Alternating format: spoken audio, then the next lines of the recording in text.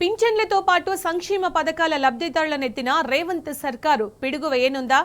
లబ్ధిదారుల సంఖ్యలో భారీగా కోత పెట్టనుందా? దాంతో ఆర్థిక భారాన్ని తగ్గించుకోవాలని చూస్తోందా అంటే అవుననే సమాధానం వస్తోంది.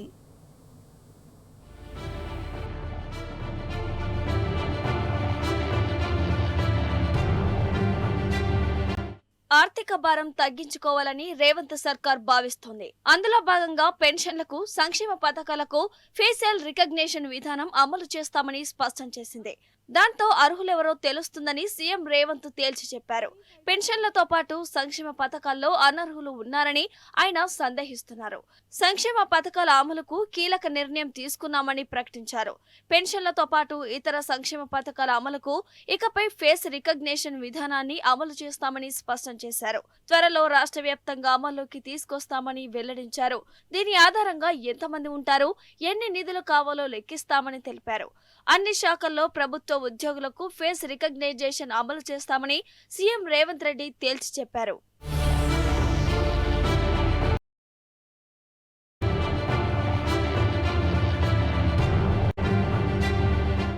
సంక్షేమ పథకాల అమలుకు ఫేస్ రికగ్నైజేషన్ అమలు చేస్తామని సీఎం రేవంత్ చేసిన ప్రకటన తీవ్ర కలకలం రేపింది.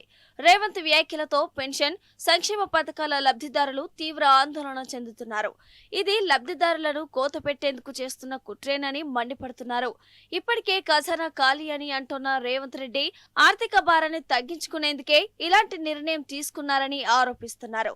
ఫేస్ రికగ్నైజేషన్ అమలు నేపంతో కొర్రీలు పెట్టి లబ్ధిదారుల సంఖ్యలో కోత పెట్టడం ఖాయమని భావిస్తున్నారు. కాంగ్రెస్ పార్టీ అధికారంలోకి వచ్చిన వెంటనే వృద్ధులకు 4,000, దివ్యాంగులకు 6,000 పెన్షన్ ఇస్తామని హామీ ఇచ్చారు. అధికారంలోకి వచ్చి 2 ఏళ్లు పూర్తయినా ఇప్పటి వరకు పెన్షన్ల పెంపుపై అతి గతి లేదు. ఇప్పుడున్న పెన్షన్లలో కోత పెట్టేందుకు సిద్ధమవుతుండటంపై లబ్ధిదారులు ఫైర్ అవుతున్నారు.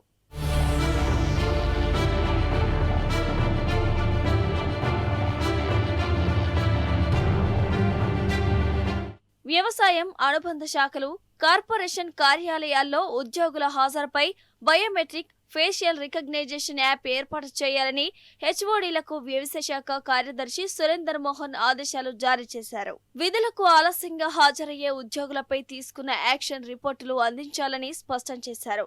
మంత్రి తుమ్మల నాగేశ్వరరావు సూచనల మేరకు ఐటీ శాఖ వర్గాలతో మాట్లాడి డాష్ బోర్డు ఏర్పాటు, ఉద్యోగుల హాజరు వివరాలు ఆన్లైన్లో ఉంచడం వంటి ఆసక్తికర విషయాలపై సూచనలు చేశారు.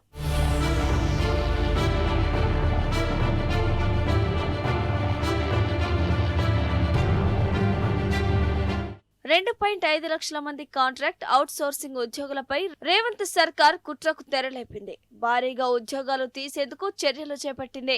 అన్ని శాఖల్లో కాంట్రాక్ట్ అవుట్ సోర్సింగ్ ఉద్యోగులపై ఫోరెన్సిక్ ఆడిట్ నిర్వహిస్తామని స్పష్టం చేసింది. ఉద్యోగుల నుంచి ఆధార్ కార్డులు, వేతనాల వివరాలు సేకరిస్తున్నారు. ఉద్యోగుల్లో కోత పెట్టేందుకే ఈ నిర్ణయం తీసుకున్నారని ఆరోపణలు వస్తున్నాయి.